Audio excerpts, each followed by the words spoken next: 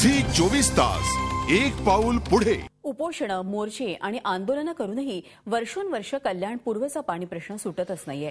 त्यामुळे सोमवारी अखेर सर्वपक्षीय नगरसेवकांनी केडीएमसी मुख्यालयात महापौर दालनातच धरणं आंदोलन केलं। 3 तास सुरू असलेल्या या धरणामुळे अखेर केडीएमसी आयुक्त रामनाथ सोनवणे यांना आंदोलक नगरसेवकांना सामोरं जावं लागलं।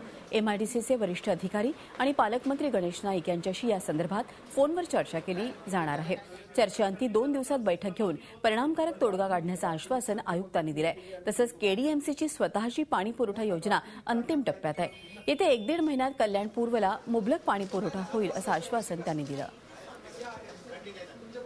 आताच आम्ही पाण्यासंदर्भात आम्ही धरणे आंदोलन केलेलं होतं। त्यामध्ये आम्हाला आयुक्त साहेबांकडून असे उत्तर आले का 1-1.5 महिन्यानंतर आम्ही पाणी व्यवस्थेमध्ये सुधारणा करा। परंतु आमच्या नागरिकांच्या समस्या पाहता त्यांचं उत्तर आम्हाला समाधानकारक वाटत नाही।